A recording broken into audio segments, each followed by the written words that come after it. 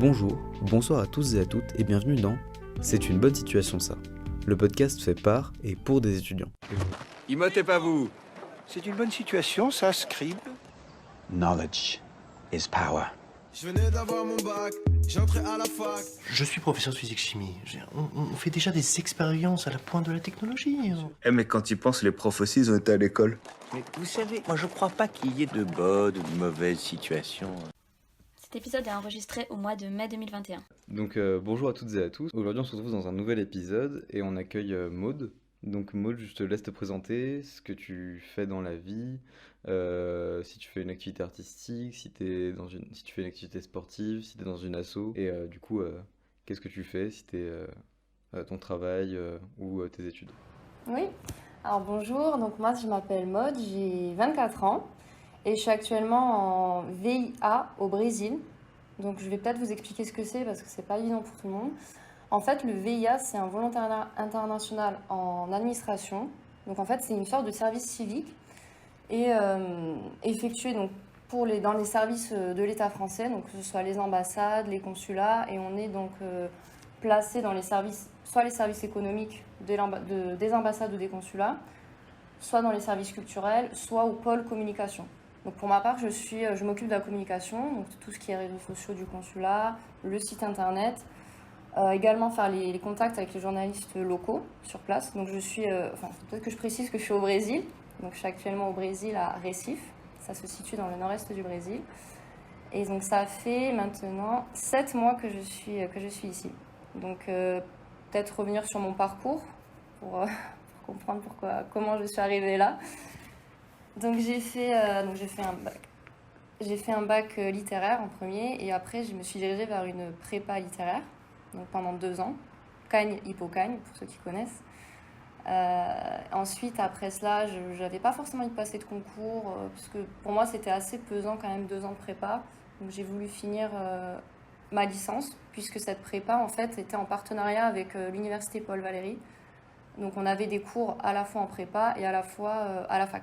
Donc ma spécialité à moi c'était l'anglais et j'ai décidé de continuer ma licence d'anglais au Brésil. Bon, c'est un peu étrange dit comme ça, mais en fait je faisais également du portugais. Donc j'avais le choix entre partir en Écosse et partir au Brésil et j'ai préféré partir au Brésil pendant 1 an en tant qu'étudiante, donc finir ma licence d'anglais.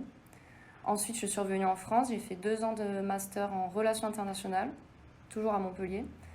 Et à l'issue de ce master, j'ai fait un stage en ambassade, donc à l'ambassade de Brasilia au Brésil. Je suis revenue en fait après en France, donc ce stage a duré 4 mois, mais c'était considéré comme un stage long. Et ensuite, j'ai cherché du travail pendant 1 an, donc c'était pas évident. Voilà, j'ai une diplômée, j'ai connu un peu les galères que beaucoup doivent connaître, surtout actuellement, vu le contexte de la pandémie. Donc j'ai fait un petit peu d'intérim, un petit peu de petits jobs, on va dire, pour gagner un petit peu ma vie, mais j'étais toujours chez mes parents. Et ensuite j'ai décroché, donc j'ai fait beaucoup de CV, de lettres de motivation à droite à gauche, à l'étranger notamment, vu que j'ai fait un master en relations internationales. Et donc j'ai été acceptée en VI à Recife, au Brésil. Voilà, pour ce qui est de mon parcours. Donc après, j'ai pas été pendant mon cursus universitaire, j'ai pas été dans des associations. Je regrette un petit peu, c'est une expérience que j'aurais pu faire, c'est vrai. En revanche, je suis quelqu'un de très sportive. Là, notamment, je fais beaucoup de sport au Brésil. Je fais du crossfit. Et voilà. Ah oui. Faut être motivé pour ça. D'accord. Ah ouais, clairement, c'est pas le genre de truc que moi je ferais. Ok, et pourquoi t'as choisi ce cursus en relations internationales? Et même la prépa au départ, pourquoi t'as choisi de faire une prépa Hippocagne? Alors en fait, je savais pas trop, j'ai toujours un problème. Je pense qu'il y a beaucoup de gens qui peuvent se reconnaître dans ça, j'ai un peu de mal à choisir. Et c'est-à-dire que j'étais un peu bonne dans toutes les matières quand j'étais au lycée et tout m'intéressait. Donc c'est une qualité comme un défaut, je pense, parce que il y a énormément de choses qui nous intéressent, mais en même temps, on sait pas trop vers quoi se diriger. Et donc je me suis dit, je vais tenter la prépa, parce que je pense que je vais acquérir de bonnes méthodes, des bonnes connaissances, et ça va m'aider pour la suite. Ce qui est vrai, parce que la prépa, c'est quand même, on a des cours à un rythme très soutenu, il faut avoir une bonne résistance au stress, il faut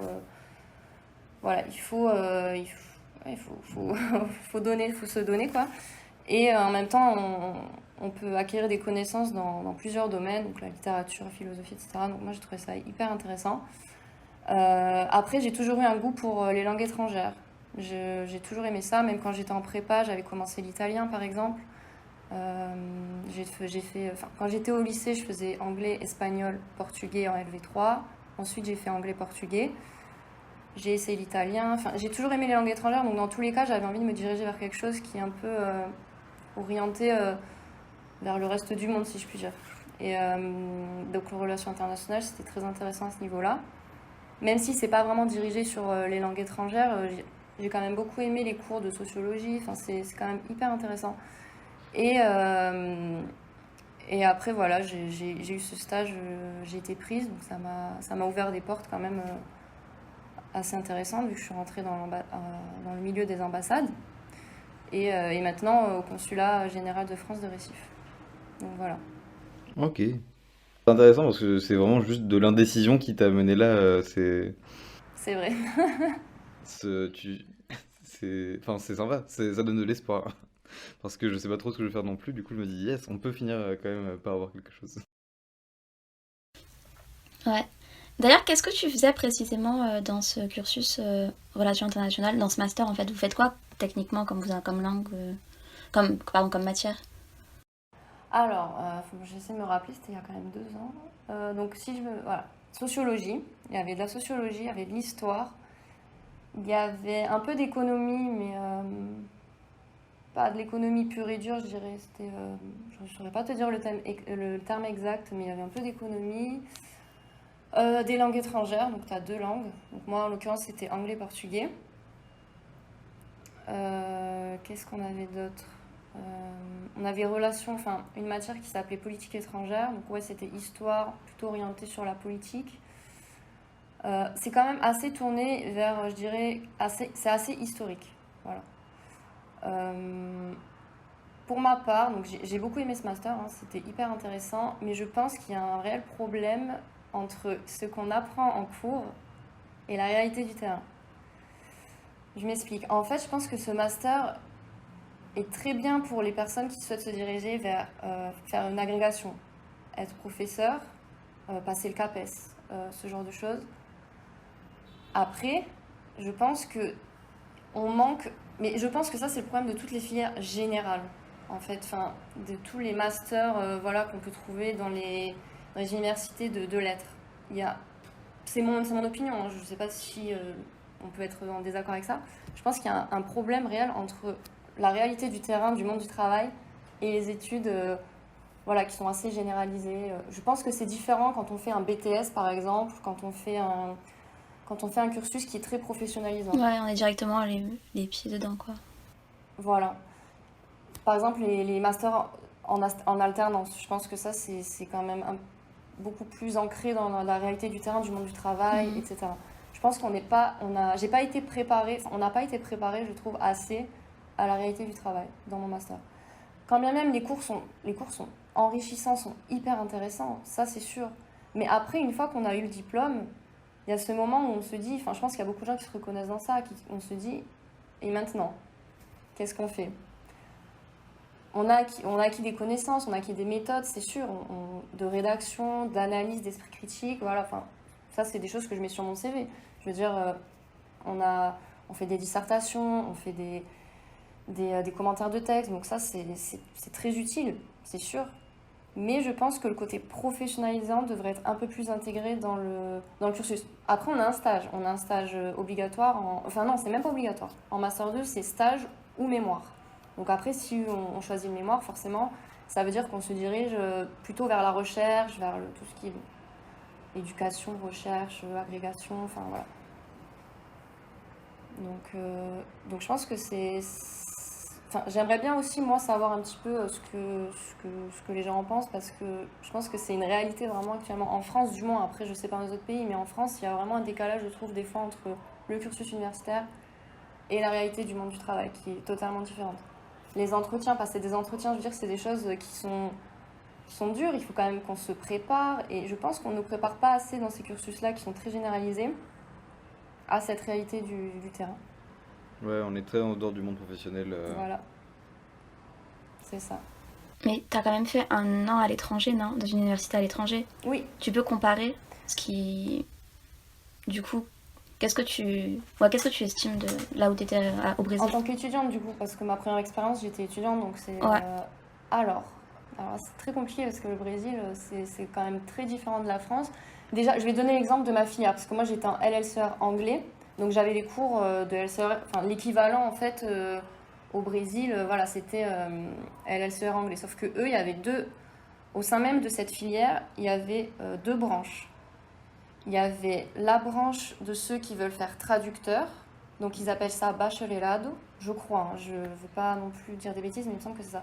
Et l'autre, c'est licenciatura, et c'est ceux qui veulent devenir professeurs. Donc déjà, au sein même de la filière, on sépare les deux.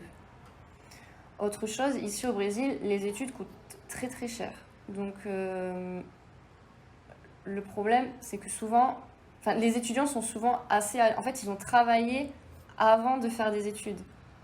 Pas tous, mais il y en a beaucoup qui ont fait ça. Ils ont fait, enfin, ceux que j'ai côtoyés à l'époque, donc il y avait beaucoup de gens qui avaient la trentaine. Moi, j'avais 20 ans, qui avaient la trentaine et qui venaient, enfin, qui avaient travaillé, fait des petits boulots avant pour pouvoir se payer l'université.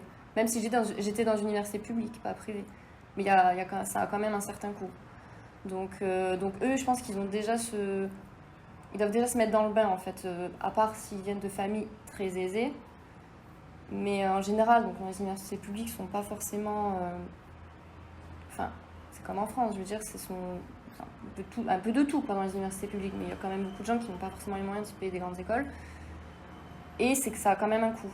Donc voilà. Mais eux, je pense qu'ils sont quand même plus ancrés dans la réalité du travail. Je pense qu'ils sont un peu plus préparés de ce que j'ai vu, du moins. On avait beaucoup de cours pratiques aussi, comment s'exprimer à l'oral, etc. Donc, chose qu'on n'a pas forcément... Enfin, je sais qu'en prépa, on avait par exemple l'école. Donc, ce sont des oraux toutes les semaines sur des sujets, par exemple en histoire, en géographie, en philosophie. Donc, voilà. Mais on n'a pas de... Après, en master, on n'a pas eu trop de... On a eu, je crois, une fois un cours sur... se préparer au monde du travail, mais c'est tout. Pour moi, je trouve que c'est insuffisant en fait pour après se préparer quoi. Là, sur 2 années à la fac, nous, on a eu juste parcours pro l'année dernière, ou projet pro, je sais plus, Et c'était un peu bidon, hein, pour pas être méchant, mais ouais. sur le deuxième semestre. Et ouais, c'était bidon. Enfin, c'était juste, hey, qu'est-ce que vous voulez faire plus tard? Et faire un exposé sur ce qu'on veut faire plus tard. Mais bon, pour ceux qui savent pas ce qu'ils veulent Ouais, c'était... En CM2, on aurait pu faire ça, faire, quoi. ouais, c'est ça. C'est vraiment un truc de collégien ou de primaire. Enfin, c'est pas très très poussé, quoi. Donc, à part ça, en plus, les prises de parole à l'oral, on n'en a pas tant que ça parce qu'au final, on peut rendre des devoirs à l'écrit si on n'a pas envie de passer à l'oral. Et avec le Covid, c'est encore pire. Donc, Ouais, surtout actuellement, j'imagine. Mais ouais, c'est vrai qu'il y a un fossé. Mais ça, je suis pas la seule, je pense, à le constater, parce que même avec des gens de ma promo, on en avait déjà parlé, et c'est vrai que c'est... Voilà, c'est réel. Mais je pense que c'est pas que cette filière-là, je veux dire, c'est d'autres filières un peu plus... J'imagine que ça doit être pareil pour d'autres masters. Après, si on veut faire de la recherche, attention, comme je l'ai dit, encore une fois, dans la recherche, dans l'éducation, professeur, etc., je pense qu'il n'y a pas de problème. Mais c'est après, si on veut se diriger vers quelque chose de plus concret, où là, je pense qu'il faut redoubler d'efforts, en fait. Enfin, je veux dire, il y a forcément un moment où il y a un petit flottement, quoi. Enfin, moi, j'ai eu 1 an, il y en a, c'est peut-être 2 ans, 3 ans, enfin... C'est comme ça. ouais. Bah, c'est pour ça qu'ils sont pas mal encouragés, tout ce qui est BTS ou licence pro, etc. Je sais que j'ai pas mal de potes qui veulent s'orienter, qui veulent aller sur des licences pro parce que la licence leur apporte pas assez. Ah oui, mais c'est normal. Mais moi aussi, j'y ai pensé, honnêtement, j'y ai pensé juste après le master, justement. J'y ai pensé, je dis, est-ce que je refais une année jusqu'à récemment, avant d'atterrir ici, j'avais postulé à des masters un peu plus professionnalisants, en alternance notamment. Parce que je me disais, là, il me faut quelque chose, il faut que j'ai des connaissances, certes, mais il me faut maintenant des compétences techniques. Ce qui va me servir, qui va être un peu plus utile dans la réalité du monde du travail, quoi. Mais, donc c'est pour ça, je regrette pas du tout mon parcours, mais c'est une des choses, je trouve, qui est assez choquante, je trouve. Quand on a un master et qu'on a juste un stage comme option, enfin, professionnalisante, c'est un petit peu un peu léger. Du coup, on peut pas demander qu'est-ce que tu fais, enfin si, qu'est-ce que tu fais précisément à ton travail? On peut parler de Oui, ton on peut travail passer directement, sur... Anaïs? Enfin, Ouais. peut-être... Ah, du coup, juste pour conclure la partie étudiante, qu'est-ce que tu... comment dire? Qu'est-ce que tu... Parce qu'en fait, elle a un peu répondu à toutes les autres questions. Qu'est-ce que tu... Est-ce que tu aurais un conseil à donner à un étudiant, typiquement, qui voudrait éventuellement faire un master en relations internationales? Du coup, tu lui conseillerais de faire un master plus professionnalisant et si possible en alternance, si j'ai bien compris. Est-ce que tu as un conseil? Je vais pas parler pour toi, mais est-ce que tu as un conseil à donner à un étudiant qui aimerait suivre ton cursus? Ouais, bah après, je dis pas faut faire un master en alternance, c'est juste d'avoir en tête que le fossé entre les cours et la réalité du travail, elle est réelle. Et donc, moi, je conseille surtout, si vraiment ça intéresse cette personne d'aller dans ce cursus, j'ai envie de dire fonce, hein, je veux dire, il faut s'écouter. Si tu as vraiment envie de faire ça, tu vas pas t'empêcher parce que. Mais je pense dès le début de s'armer et de commencer à faire des contacts, commencer à s'organiser pour l'après, dès le début du master, chose que je n'ai pas faite. Moi, je suis plutôt quelqu'un qui me laisse aller et après je vois, j'aime bien laisser un peu au lendemain. Voilà, j'ai trouvé mon stage en mai, je crois. Le master finissait en septembre. Donc, bon, après, il y a eu aussi beaucoup de refus entre-temps, mais je veux dire, je pense dès le début du master, c'est se questionner sur son après et donc faire des contacts. Par exemple, si je veux faire un stage dans une institution, j'en sais rien, une institution culturelle, je vais contacter si je veux faire un stage en entreprise, je vais contacter, enfin, vraiment de s'armer, de commencer à préparer l'après, en fait. Et de son côté aussi, de faire ses propres recherches, de faire ses propres entraînements, de s'informer un petit peu sur, voilà, sur les compétences qu'on demande, par exemple pour tel ou tel stage, commencer à se préparer de son côté. Voilà, c'est vraiment la chose que je peux te conseiller, c'est de se préparer dès qu'on entre, dès le master 1 en fait. Dès septembre, hop, on commence à prendre des contacts, on se crée des réseaux, parce que bon, c'est vrai que tout fonctionne par réseau. Donc voilà, donc se préparer. Moi, c'est vraiment le seul conseil. Après, je vais pas dire aux gens, ne faites pas ça, mais il faut vraiment avoir ça en tête. Si on hésite entre un master en alternance ou un BTS même. Enfin, moi, je savais, dans ma tête, quand j'étais au lycée, je me disais, mais jamais je ferai un BTS. Enfin, je veux dire, moi, je suis une littéraire, je vais faire des trucs. Mais en fait, je pense que ceux qui ont un BTS, je dis pas qu'ils ont directement un travail, mais je pense que ça aide énormément au niveau des compétences techniques qui peuvent acquérir pendant leur cursus. Voilà, c'est indéniable. Donc moi, je dirais vraiment la préparation. Dès qu'on arrive dès septembre, tu vas préparer l'après. Et puis peut-être aussi penser à ne pas dénigrer en quelque sorte les licences pro, parce que moi je sais que mes parents ils nous ont pas mal dit ouais les licences pro c'est moins enfin c'est moins prestigieux quoi, alors qu'au final c'est ce qui forme le mieux au monde du travail. Ah, si on a envie d'être dans le monde du travail pratique et pas tout ce qui est chercheur ou quoi, mais je sais que enfin ouais c'est pas mal mal vu en quelque sorte, comme les licences comme les filières pro au lycée ou quoi. Alors qu'au final, c'est tout aussi. Enfin, c'est juste différent, c'est pas moins bien. Ah, carrément. Mais moi, j'étais comme ça, hein, je vais pas mentir. Même quand j'étais au lycée, je disais, non, mais moi, je vais pas faire pro, j'ai fait une licence générale. Ouais, mais après, avec le recul, je me dis, c'est idiot de penser comme ça. Déjà, d'une part, parce que tous les parcours sont différents et tous les parcours se valent. Je veux dire, même des gens qui n'ont pas le bac et qui s'en sortent très bien dans la vie, donc il n'y a pas de. Voilà. Mais c'est vrai que je pense que c'est vraiment, c'est une réflexion à avoir, quoi. Faut pas se fermer des portes, se dire, ah mais ça, n'importe quoi. Enfin, je pense que tous les parcours se valent. Et je pense que si vraiment on veut être ancré dans le monde du travail, il faut pas hésiter ouais, à regarder les cursus en BTS, en licence pro, master pro. Je sais pas s'il en existe énormément, mais il doit y en exister également. En alternance, tout ce qui est alternance aussi. Enfin, c'est vraiment, faut vraiment regarder aussi de ce niveau-là, de ce côté-là, quoi. Voilà. Ok. Je prends ce conseil très personnellement. Bah, du coup, on passe aux questions plus sur le travail en lui-même. Euh, du coup, bah, c'est quoi ton emploi? Enfin, c'est quoi le titre de ton emploi réellement, tout ça? Est-ce que tu peux nous en dire plus? Alors, donc moi je suis chargée de communication et presse au consulat. Donc, comme je vous ai dit tout à l'heure, en gros, je m'occupe des réseaux sociaux du consulat, donc essentiellement Instagram, puisque Instagram, à savoir, est quand même le réseau social le plus utilisé au Brésil. Bon, en France, c'est également Ah utilisé, ouais? mais vraiment ici, c'est les hommes politiques utilisent tout le temps Instagram pour faire des lives, pour faire des directs. Enfin, Ok. c'est vraiment Instagram, le réseau social par excellence du Brésil, avec WhatsApp aussi. Donc, je m'occupe surtout de Facebook, Instagram, Twitter. Bon, Twitter, il n'est pas trop développé parce que je suis dans une petite structure. À savoir, au Brésil, il y a il y a l'ambassade qui se situe à Brasilia, la capitale, et 3 consulats, donc 2 consulats généraux, un consulat, 3 consulats généraux, donc un à Rio, un à São Paulo et un à Recife, là où je suis.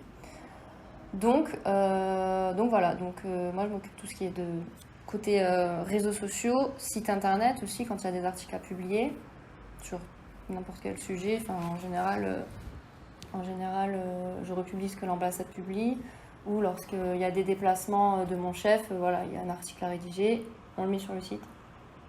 Plus faire la veille aussi, faire la mise à jour du site, etc., qui prend quand même du temps, mettre à jour les informations, etc. Ensuite, il y a le côté aussi journalistique. Bon, donc avec la pandémie, c'est un petit peu compliqué, parce qu'il ne faut pas non plus faire énormément de choses. Donc c'est créer des contacts avec les journalistes locaux pour pouvoir après organiser, par exemple, une conférence de presse, ce genre de choses. Donc ça, je ne l'ai pas encore fait. Enfin, j'ai fait des contacts, mais je ne peux pas encore faire vraiment une petite conférence de presse, parce que avec le Covid, c'est un peu compliqué même de réunir des gens. Donc voilà. Et après, je m'occupe également aussi de tout ce qui est... Des fois, je rédige des notes sur certains sujets, par exemple, surtout l'économie. S'il y a un sujet sur l'économie à rédiger, je vais le rédiger. Donc voilà. Ok, donc t'as un métier aussi qui touche un peu au journalisme. Tu dois... Voilà, c'est ça. D'accord, c'est vachement large, t'as pas mal de tâches à faire. Ouais. Bon, après que la pandémie, je vais pas mentir, parce que c'est un peu plus calme. Enfin, surtout là, parce qu'il y a eu une remontée. Enfin, je pense qu'en France, on en a entendu parler. Il y a eu une hausse des cas au Brésil. Enfin, c'est un peu, Une nouvelle voilà, vague. nouvelle vague. Donc là, je suis en télétravail toute la journée. À part, des fois, je dois aller quand même au consulat j'ai des dossiers là-bas, donc il faut que j'aille sur place. Mais voilà, donc oui, c'est assez varié. Donc ça, c'est plutôt sympa. Tous les jours, tu fais quelque chose de différent ou il y a quand même une rengaine Enfin, en vrai, ça a pas l'air chiant quand on parle. Là, en fait, moi, je suis surtout sur... vu que tout ce qui est journaliste, j'ai un petit peu laissé de côté, là, je suis plutôt sur les réseaux sociaux. Donc, j'essaye de trouver de nouvelles idées pour le réseau social. Mais attention, parce que c'est une institution, donc on peut pas faire tout ce qu'on veut non plus. Enfin, je veux dire, je tiens pas à la page d'une entreprise, d'une start-up, ou voilà, je suis quand même au consulat, donc il y a quand même des règles à Ouais. respecter, mais on a quand même une certaine liberté. Enfin, c'est quand même le but, c'est d'animer la page tout le temps avec des choses qui peuvent intéresser à la fois les Français et les Brésiliens, et voilà. Comment elle s'appelle la page Instagram? Elle s'appelle nordest.fr. Tu peux le appeler, s'il te plaît. Nordest. NORDESTE.fr.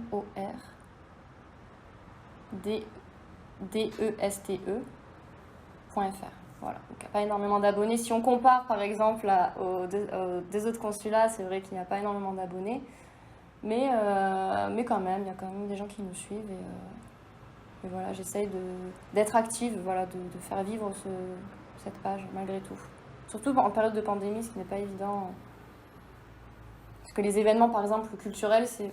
Parce qu'en fait, on fait surtout de la divulgation d'événements culturels en particulier, de partenaires culturels. Sauf que là, vu qu'il y a la pandémie, c'est vrai que tout est soit en stand-by, soit en version, on va dire, en virtuel. Donc voilà. C'est rigolo parce que il y a des posts en français et des posts en espagnol, en portugais. C'est, ouais, Ah. en plus je suis portugais donc c'est la honte. Honte sur toi! T'as des indications sur ce que tu dois faire sur certains posts ou c'est toi qui décides si tu les mets en portugais ou en français? Vous les doublez, genre à chaque fois. Non, en fait, Euh, En fait, non, enfin, c'est pas moi qui choisis, mais en fait, je dépends de l'ambassade, mais en fait, on a choisi en portugais, il me semble, parce que on touche beaucoup plus de personnes, enfin de Brésiliens en fait, que de Français. Après, on va dire que les postes en français sont souvent les postes qui touchent tout ce qui est consulaire pur et dur, c'est-à-dire par exemple, ou les voyages par exemple. Les voyages. Par exemple, les restrictions de voyage, je vais les mettre dans les deux langues. Parce que ça, c'est quand même. Voilà. En revanche, tout ce qui est culturel, etc., je vais mettre en brésilien. Parce que on sait que ça touche. Que c'est le public brésilien qui est visé. Souvent. Après, ça dépend, il y a des événements où c'est les deux. Donc, il faut faire des traductions. Mais c'est pas. Enfin, ça, je dépend quand même de l'ambassade. Je vois un peu ce qu'ils font eux. Ce sont eux, surtout mes guides. Et donc voilà, donc j'essaye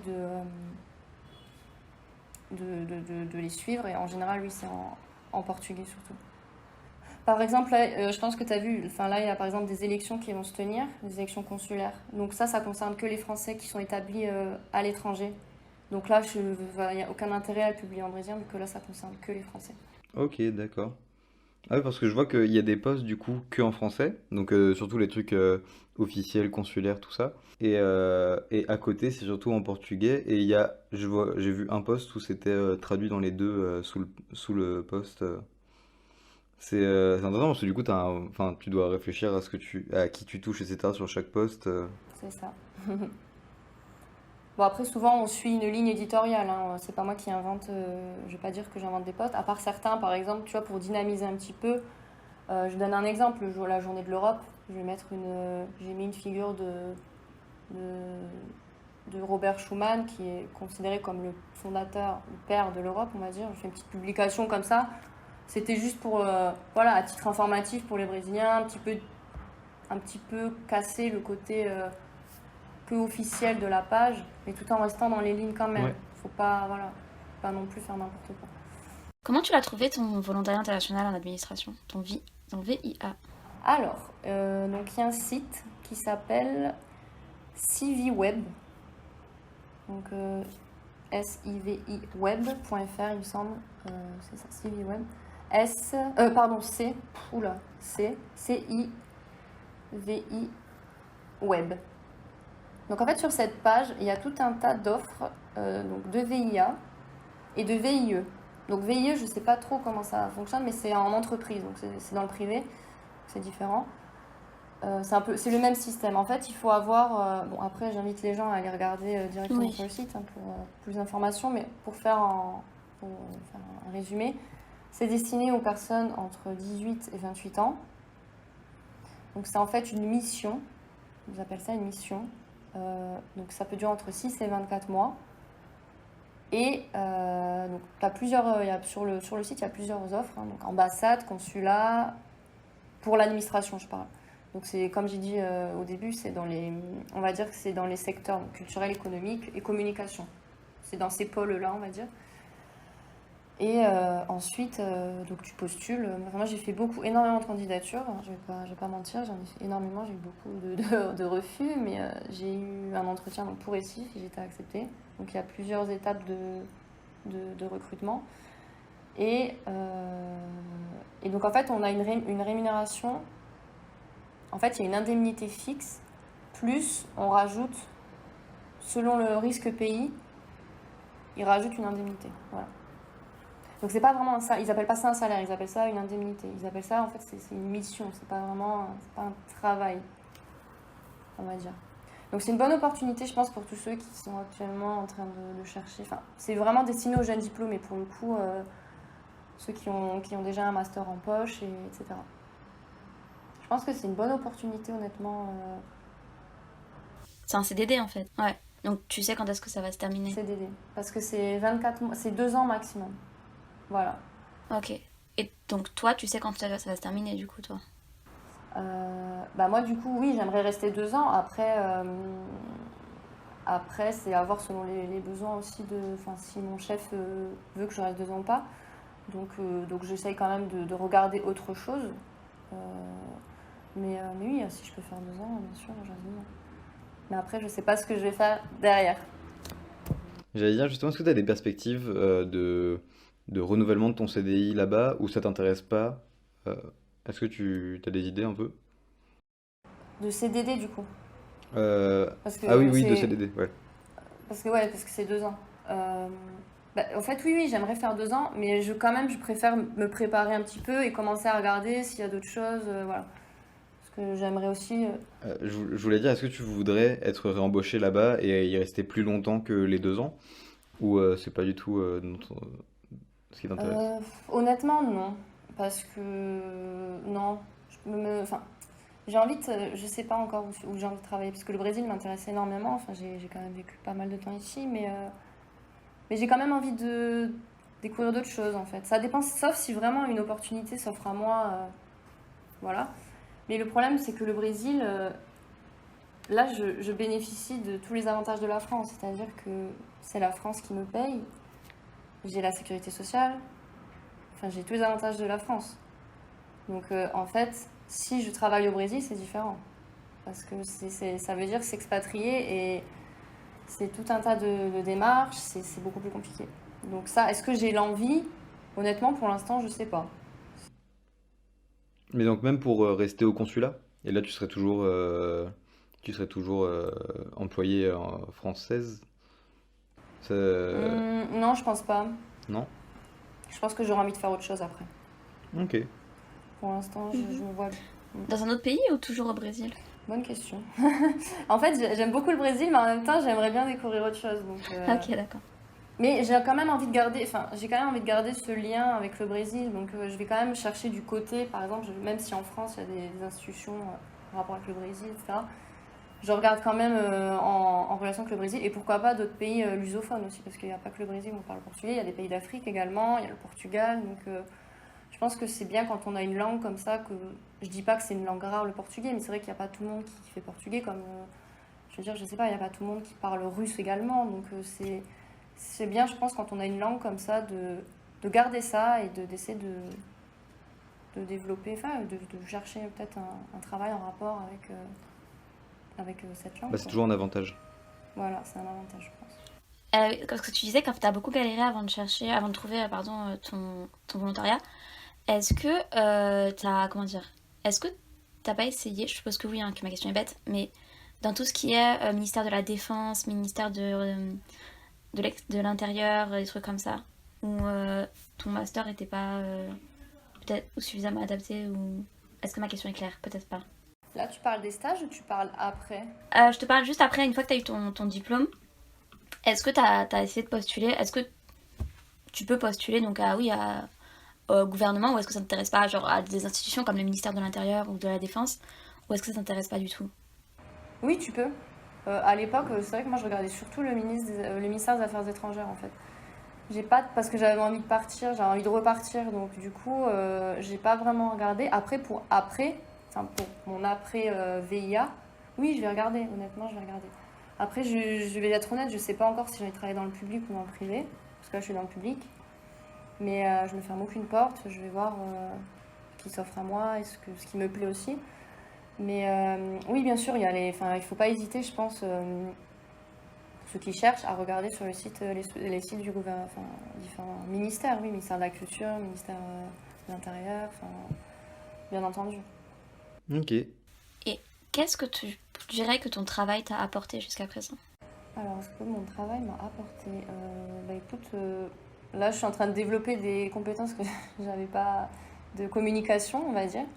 Parce que quand je parlais par exemple voilà, de réalité du terrain, là je suis en plein dedans, donc je peux un peu avoir un certain recul. Tout ce qui est communication, etc., je me dis que j'aurais dû par exemple faire une formation Photoshop, chose que j'aimerais faire bientôt là. Ça m'aurait bien servi pour ce que je fais actuellement. Mais je pense que je vais le faire, surtout que là j'ai un peu de temps, donc je pense que je peux me permettre de le faire. Ça m'a appris aussi à travailler en équipe, parce que c'est vrai que voilà, tu arrives, en plus tu es à l'étranger, donc tu dois communiquer, tu dois travailler en équipe, donc c'est pas forcément évident tout le temps, mais c'est une bonne expérience par rapport à ça. vrai que quand on est étudiant, on est un petit peu... Enfin, moi, je suis quelqu'un qui était quand même assez dans mon coin. Je vais pas dire ça comme ça, mais je fais mon travail seule, on va dire. J'étudie seule, j'étudiais seule, je faisais mes trucs seule. Donc là, tu es quand même obligé de partager avec les autres, de travailler ensemble. Voilà, quand le chef part en mission, bah, on doit tous travailler ensemble, voilà, on doit tous s'accorder, etc. Qu'est-ce que ça m'a apporté? Oui, ça, là, je sens que je suis en train de m'affirmer un peu plus, notamment sur la communication, enfin, sur plein de choses. C'est des choses qui paraissent un peu anodines, mais quand on est étudiant, on ne se rend pas forcément compte, quoi. Mhm. Donc voilà, et ça m'apporte aussi beaucoup d'autonomie. Bon, après, j'ai toujours été autonome, mais tu dois être autonome, surtout d'autant plus à l'étranger, il faut que tu t'adaptes. Donc, adaptation, autonomie, c'est pas forcément évident, surtout que là, on est en situation de pandémie, donc c'est pas facile d'être loin de ses proches, etc. Donc voilà, je pense que ça m'apporte tout un tas de choses positives. Et d'ailleurs, le fait d'être à l'étranger comme ça, c'est pas compliqué à vivre au quotidien, tu le vis bien? Bah écoute, ça Parce que c'est va. long comme... En fait, au début, j'étais pas en télétravail, donc ça allait, mais là, ça fait un petit moment déjà que je suis en télétravail, donc j'ai quand même... c'est dur de rencontrer des gens, en fait, c'est ça surtout. Parce que tout est fermé, je veux dire, tout ce qui est lieu de socialisation, enfin, c'est fermé. On va dire, c'est à géométrie variable, mais ça ferme à 20h ici, les bars et tout ce qui est sortie, etc. Il y a une autre VIA qui vient d'arriver, qui est arrivée il n'y a pas très longtemps. Donc ça fait un renouveau, parce que je veux dire, d'avoir une jeune qui arrive, on s'entend très bien, donc, et on travaille beaucoup ensemble, donc ça m'a un peu reboosté, mais c'est vrai que c'est pas facile d'être, parce que moi j'ai fait le choix d'habiter seule aussi, ici. Après il y a des gens qui peuvent préférer vivre en coloc, etc. Moi j'ai envie d'habiter seule, donc c'est pas forcément évident tous les jours, mais j'arrive quand même à sortir, on se fait des sorties, on va au resto, on fait des bars de temps en temps. Après, j'ai le sport, ça m'aide énormément, le sport. Ah, c'est cool. Je vais au sport tous les jours, donc ça permet de sociabiliser un petit peu aussi. Mais oui, c'est vrai que c'est pas évident, surtout actuellement. Mais je me dis que... Ah, le sport tous les jours, là? Et ouais, je suis motivée. Ouais, je vois ça. Ah, c'est trop bien. Non, mais c'est trop bien. Ouais, ici, tu parles à deux non-sportifs. Si Anaïs, toi, tu cours? Je courais, là j'ai repris hier, comment te dire que je suis tombée, voilà. Mon corps il était pas prêt. Après j'y vais, après cet enregistrement je retourne, mais Allez. voilà.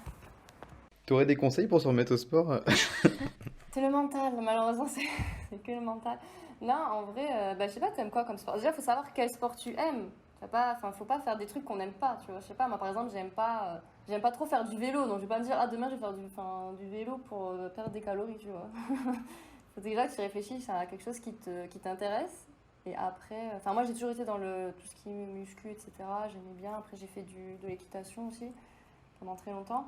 Et du coup, j'ai découvert le CrossFit il y a 2 ans, je crois. J'ai commencé en France et du coup je suis arrivée ici. Et ici il y a plein de salles en plus de CrossFit. Donc, et après c'est un peu comme une drogue, quoi. Et tu le fais en salle? Ouais, Ou tu le peux... Parce que... Non, j'allais dire, ça se trouve en extérieur au Brésil, ça peut être stylé aussi avec les paysages sympas. Ouais, sauf que ici il fait 27 degrés et c'est humide. J'ai la plage, en fait j'ai la plage à 200 mètres de chez moi, donc oui je peux aller courir sur la plage, mais est-ce que j'ai envie? Non, parce qu'il fait trop chaud et que c'est en plein soleil. Je suis désolée, moi je suis très motivée, mais quand même faut pas... Non, après c'est sympa d'aller marcher sur la plage. En plus ici ils sont très axés quand même vachement sur le sport, etc. Mais moi c'est en salle, ouais, mais c'est à côté de chez moi aussi, c'est pas très loin. Et en fait, le fait que c'est un petit groupe, donc ça motive aussi, d'autant plus. Les coachs sont hyper sympas. Je pense que l'ambiance joue beaucoup, hein. Si l'ambiance elle est nulle, t'as pas forcément envie d'y aller. Et là, c'est bien parce que c'est en groupe. Qu'à la salle de muscu, t'étais seul dans ton coin. Donc ça va un certain temps, quoi, on va dire. Après, c'est un petit peu ennuyant, je trouve. Sympa. Donc voilà. Ouais, donc c'est bon. Mais du coup, effectivement, c'est sympa. Enfin, le Brésil, le Covid, non? Genre, Très compliqué. les salles de sport sont ouvertes. Parce que ici en France, en métropole, c'est. Ouais. Ouais, je sais. Bah écoute, non, eux, en fait, ils ont... Enfin, on peut pas faire... Je vais pas faire la vie politique du Brésil. Enfin, je veux dire, je suis pas brésilienne et je suis pas non plus spécialiste, mais ici, ils ont pas fait vraiment de vrai confinement. Ils en ont fait un en 2020. En fait, le Brésil, c'est divisé en plusieurs États. un peu comme, c'est comme les États-Unis. C'est un état fédéral? Voilà, c'est un État fédéral. Donc je suis dans un État, donc il y a un gouverneur, etc. Ce sont les gouverneurs. En fait, comme il n'y a pas de ligne directrice du gouvernement, donc de Jair Bolsonaro, contre le Covid, qui est d'ailleurs, il n'est pas très Covid, je dirais, enfin bon, voilà, il n'a pas forcément envie de prendre des mesures, par exemple de confinement, etc., généralisé. Donc ce sont les gouverneurs qui prennent leurs mesures pour leurs États. Donc ça fait qu'il y a plusieurs États qui ont fait des confinements, mais à durée variable.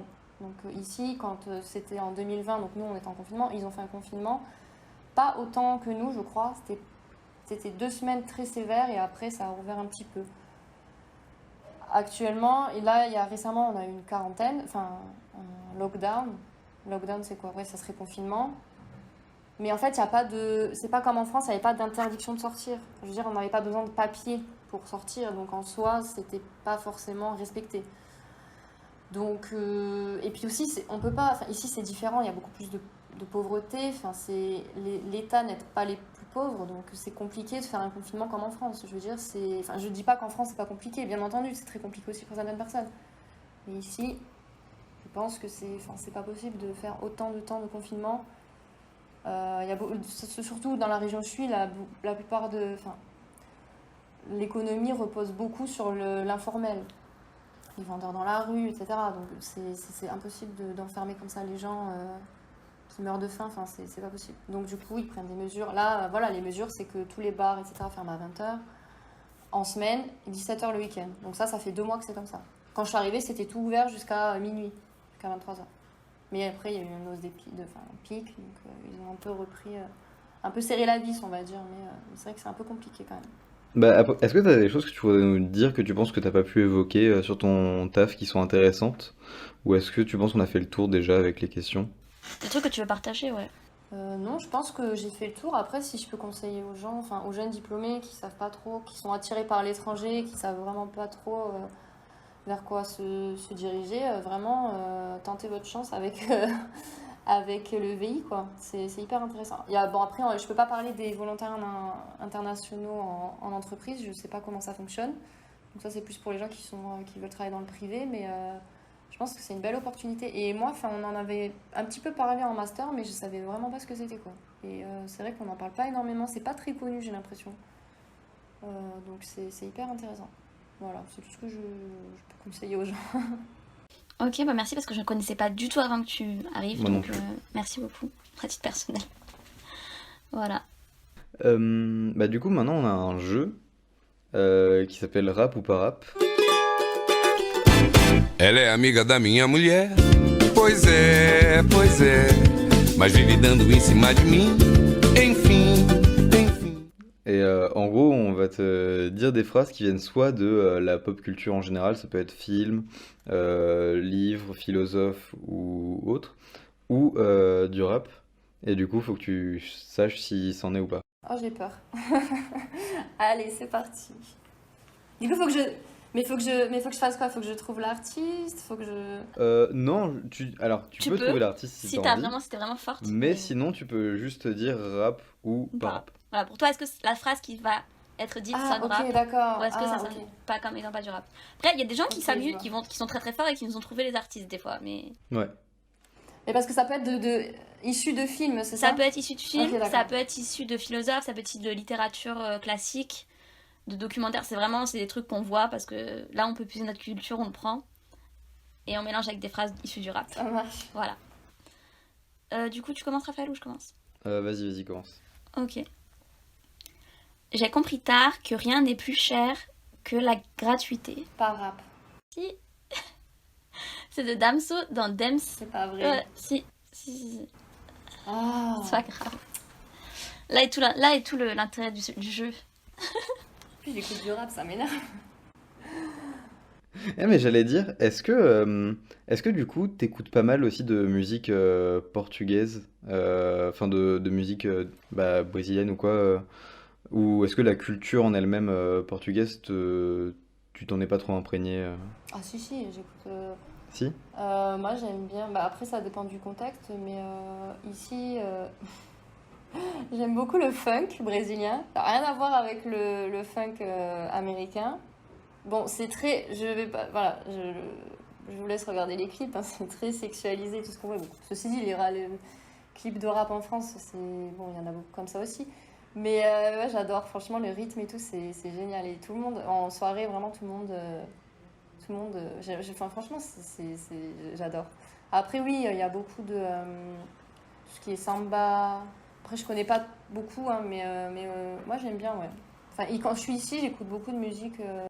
Quem cultiva a semente do amor, segue em frente, não se apavora. Se na vida encontrar de sabor, vai saber esperar sua hora.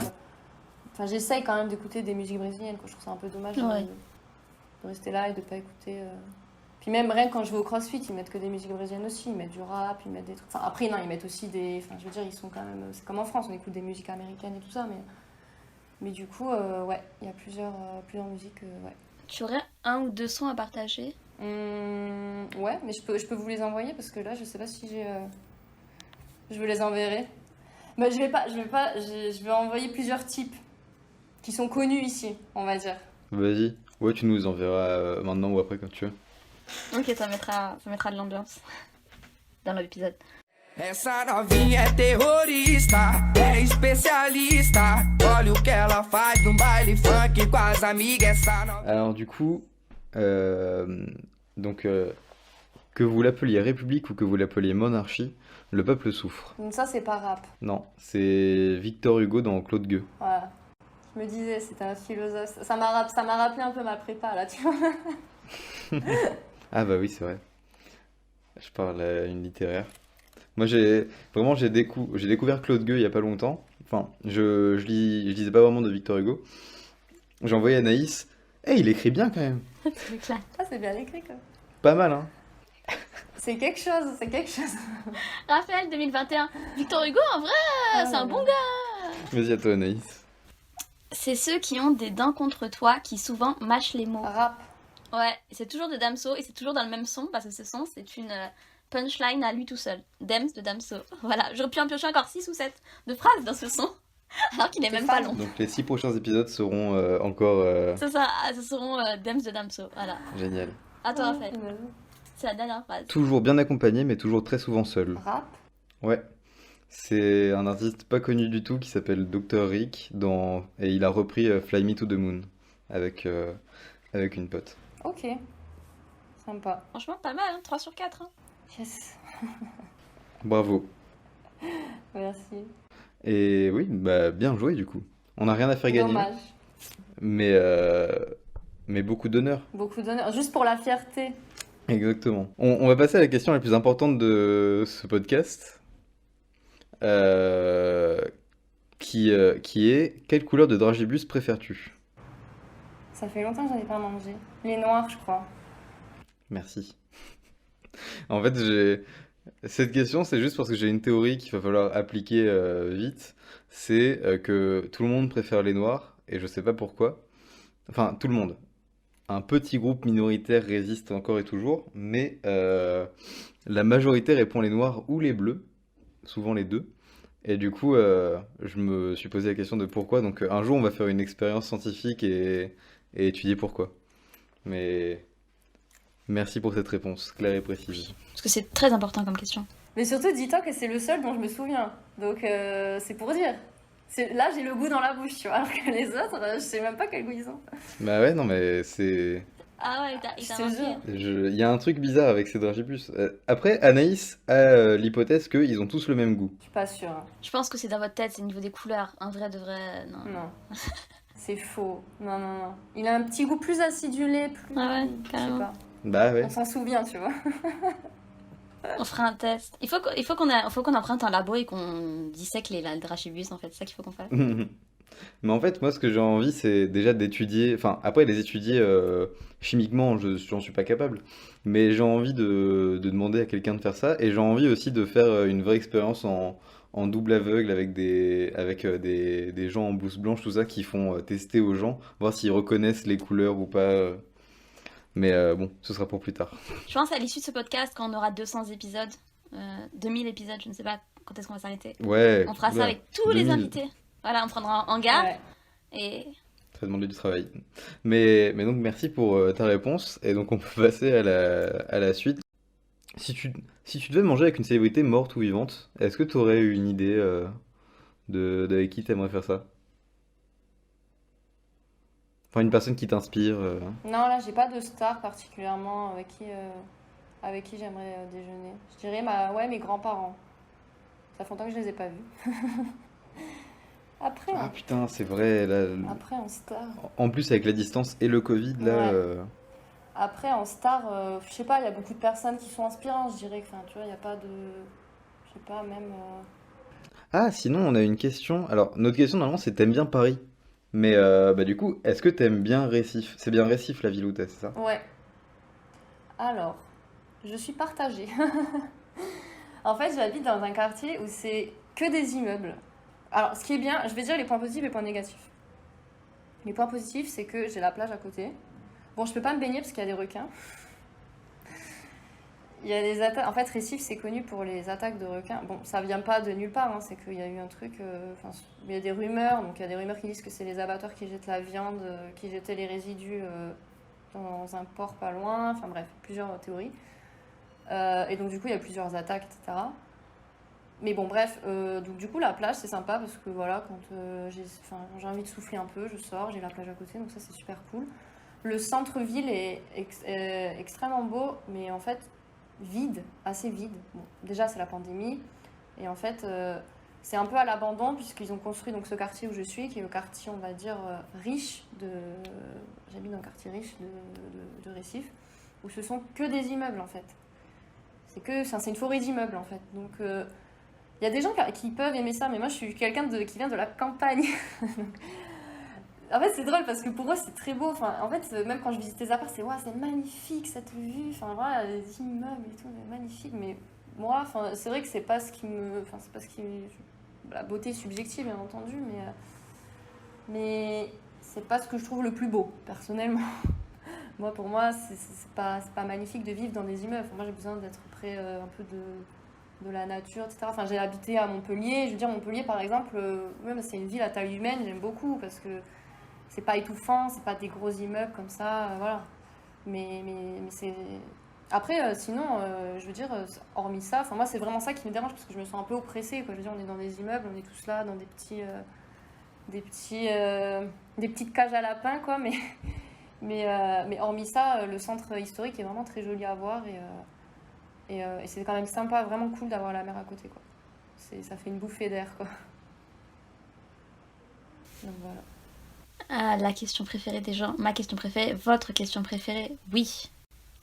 Maud, qu'est-ce que tu ferais si tu n'avais pas peur? Qu'est-ce que je ferais si je n'avais pas peur? Hmm. Je sauterais en parachute. Tu te lâcherais plus. Je sauterais en parachute. Là, c'est vraiment, je parle de mes phobies. Enfin, j'irais tout le temps. Enfin, c'est vraiment un truc qui ferait kiffer ça. Si j'avais pas peur de sauter en parachute. Je sais pas pourquoi. Si je n'avais pas peur, je ferais plus d'activités. Enfin, je sais pas comment expliquer. J'essaierais d'être beaucoup plus entreprenante dans ma vie, de faire beaucoup plus de choses pour moi, enfin je sais pas comment expliquer, mais enfin, ça c'est le problème des gens qui sont un peu introvertis, extravertis à la fois. On a un peu peur d'oser de faire des choses sans le regarder, sans s'occuper du regard des gens. Voilà. Donc je sais pas quoi exactement, mais prendre plus d'initiative, voilà, voilà, si j'ai envie de faire ça, je fais ça, enfin, c'est des trucs un peu bêtes, mais c'est vrai que la peur, ça t'empêche de faire pas mal de choses, finalement, dans la vie de tous les jours. Ok. Donc sauter en parachute. Je crois qu'on avait déjà eu quelqu'un qui avait dit ça. Tout le monde, ouais, il y a déjà eu quelqu'un. Oui, c'était Madame Plessis. Ah, possible. On a interrogé on a eu une professeure dans ce podcast et une prof avait répondu Ouais. ça aussi. C'est un peu flou, hein, mais je pense que, je sais pas. Je Mais comprends. Je sais pas si vous voyez ce que je veux dire, c'est un peu... Bah, je pense que c'est une peur qui est, comment dire, je comprends parce que j'avais, à un moment de ma vie, j'avais très envie de sauter un parachute aussi. Et maintenant, j'ai plus envie parce que justement, je pense que j'aurais trop peur, mais genre, c'est de la peur légitime en fait. J'ai peur juste de crever, c'est-à-dire tellement Oui, j'ai voilà, peur. c'est ça. T'as T'as peur de mourir. Moi, c'est la peur de crever. Bah non, c'est pas légitime parce que t'es protégé. Ah oui, non, moi, c'est... Non, ton cœur il peut s'arrêter, t'es pas protégé en fait, Raphaël. Ah, ton cœur il va s'arrêter, d'accord. Ok. Voilà. Il peut, tu vois. En fait, il y a le côté physique purement tombé, et qui, ça, c'est dans ta tête. Et il y a le côté purement matériel. Si jamais le parachute il sort pas, tu vois, que tu fais. Mais non, Enfin. mais ça c'est. Enfin, t'es sécurisé, Ça arrive, Il suffit Raphaël. d'une fois, Ah, et mais c'est très fini, peu. quoi. Non, clairement, c'est la peur de crever, clairement. Voilà, j'ai peur Voilà, de la c'est mort. une peur que. Genre, c'est une peur, ok, genre, c'est pas. Mais, Vraiment, mais donc pour le coup, t'as des vertiges ou des trucs comme ça? T'as peur du vide en général ou c'est juste. Ça dépend. Bah, tu vois, par exemple, l'avion, je déteste ça. c'est Mais trop bon, j'ai bien dû prendre Ah oui, l'avion pour aller au venir Brésil, ici, oui. j'allais pas venir en bateau. Ouais. Non, elle est venue à J'y ai Pagaie. pensé. J'y ai pensé à venir en bateau, mais bon, fallait prendre un peu d'avance. Non, franchement, l'avion, au début, j'avais peur, je faisais des crises. La première fois que j'étais au Brésil, en plus, j'ai vachement voyagé. Enfin, j'étais en Argentine, au Pérou, etc. Et il y a une fois où j'ai pleuré carrément. Enfin, c'était insupportable, quoi. Franchement, je me mettais à chialer quand ça décollait parce que j'entendais plein de bruit. J'étais là, putain, je vais crever. Oui. En plus, j'étais seule. Je me disais, putain, c'est triste parce que je vais mourir seule. En plus de ça, j'ai même pas avec quelqu'un, tu vois, j'ai personne. Donc si je crève, ben voilà, Pas c'est ouf. pas avec des inconnus. Et du coup, après, ça s'est un peu amélioré. Donc maintenant, bon, bah, je suis pas à l'aise, mais je prends sur moi, on va dire. Ouais. Bon, tout est possible, on va dire. Ok. Même Ok, s'il y a ok. plus d'accidents de voiture que d'accidents d'avion, mais bon. Ouais, c'est ça. Mais oui, non, mais ça, faut arrêter de dire ça. Oui, mais sauf qu'un accident de voiture, tu peux survivre. Un accident d'avion, t'as combien de chances de survivre? Non, je crois qu'il y a même littéralement plus de morts en voiture qu'en avion. Ouais, bah oui. Non, mais oui, je sais. Mais tu peux me dire toutes les statistiques du monde, franchement. Mais bon, j'y vais, donc c'est qu'en soi, tu vois, c'est Ouais. pas vraiment Oui, oui. Une peur que tu peux arriver à. Ça s'appelle le courage en fait. Hein. C'est ça, Voilà. c'est le Faut courage. canaliser un peu C'est ces... ça. C'est connaître ses peurs et réussir quand il le faut à les dépasser. C'est ça. C'est pas faire tout et n'importe quoi. Sur ces belles paroles, on passe à la dernière partie de cette émission, qui est la partie recommandation. Donc si tu veux recommander un livre, une expo, un film, une musique, n'importe quoi, qui t'intéresse, même si c'est un truc qui date d'il y a longtemps. Hein, tu J'allais peux dire, une recommander. expo, si c'est au Brésil, ça va être compliqué pour nous d'y aller. Mais Ouais, c'est ce que j'allais dire.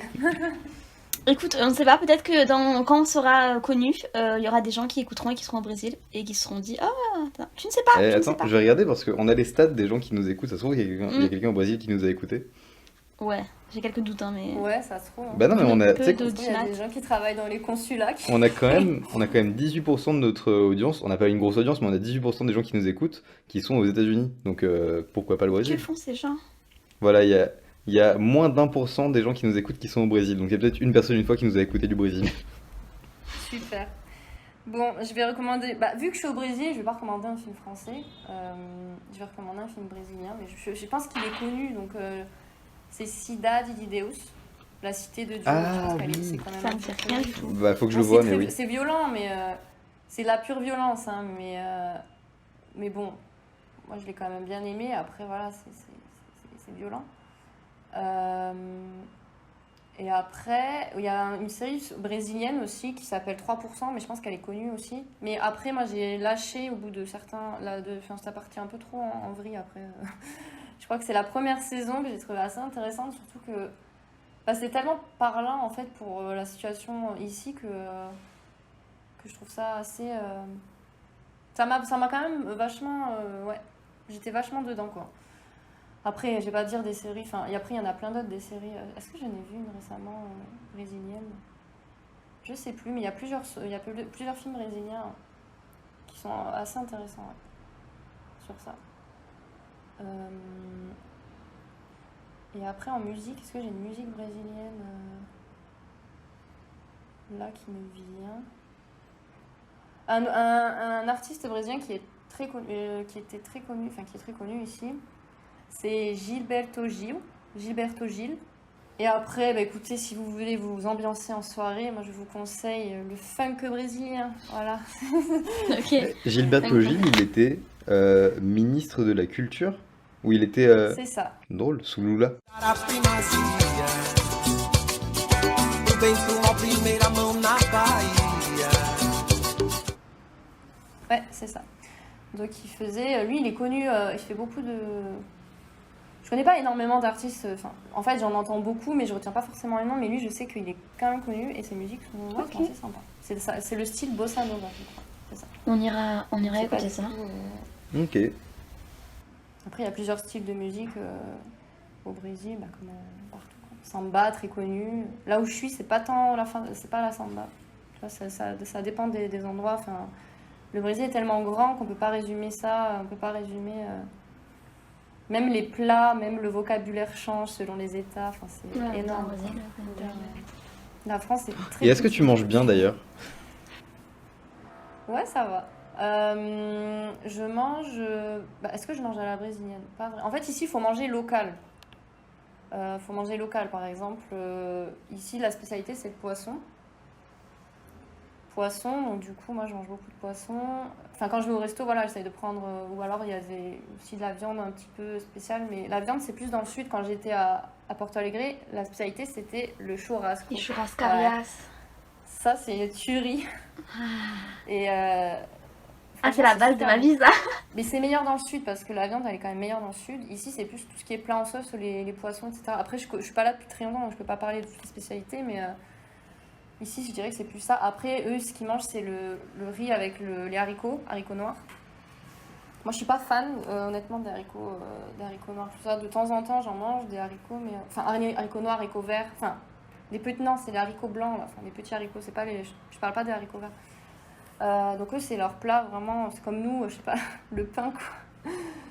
Donc voilà, donc ça c'est plutôt cool, ouais. Après aussi ils mangent énormément de trucs très sucrés.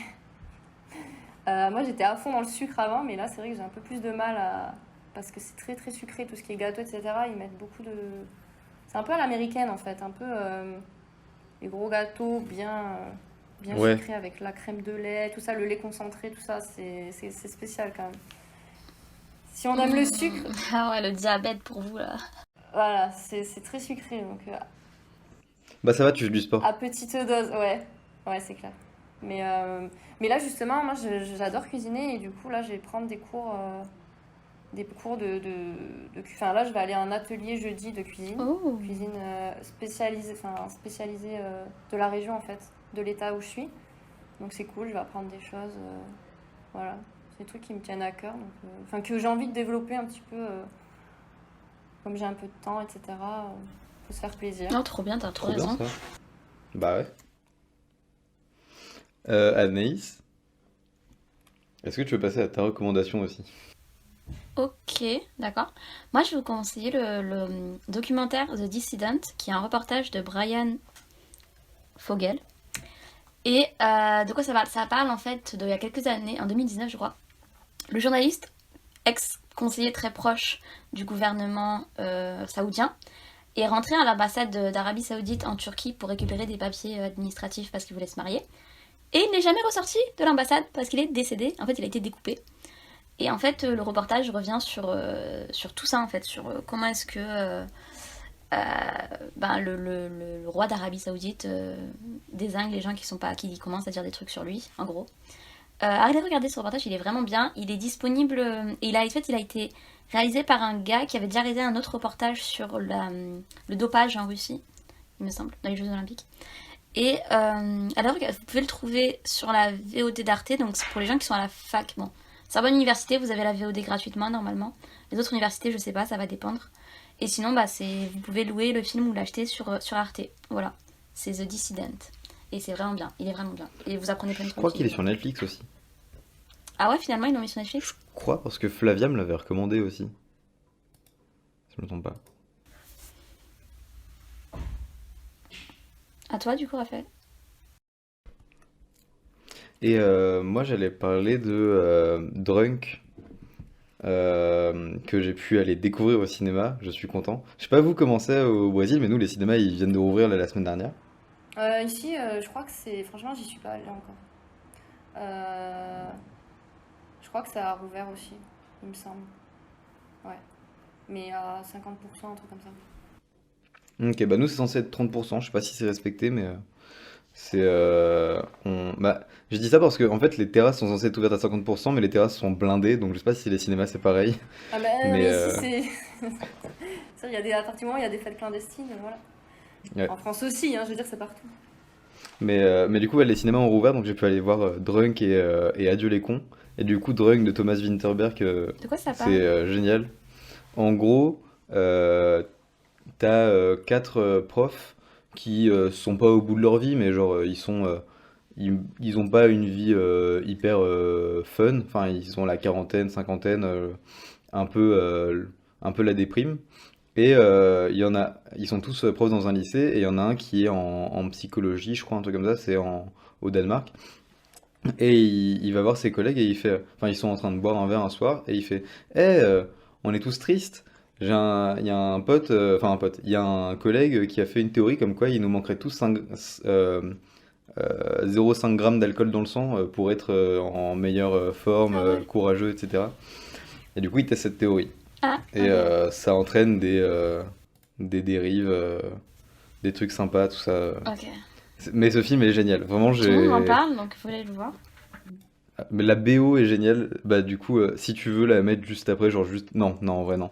Euh, Non, en plus, découvrez-la au cinéma. Mais ce film est ouf. Et j'ai passé un trop bon moment. Juste la morale de fin, elle est un peu chelou vite fait. Mais je vais pas spoiler. Mais, euh, mais non. Retourner au cinéma et découvrir ça, c'était vraiment un bonheur.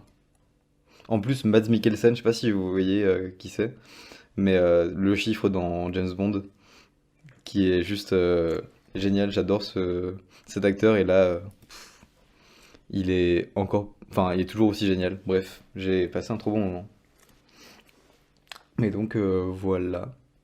On arrive à la fin du coup de cet enregistrement. Et, euh, bah, merci beaucoup Maud. C'était hyper intéressant Bah, merci à vous. de savoir comment ça. Merci à vous. Bah, Bah, merci à toi, franchement, d'être venu. On vous remercie d'avoir écouté cet épisode. Vous aurez tous les liens de ce qui a été abordé dans la barre d'infos ou sur la page du podcast. Ce podcast est rendu possible grâce à la contribution de la Maison des Initiatives étudiantes, du soutien de la mairie de Paris et de la faculté de la Sorbonne. Merci.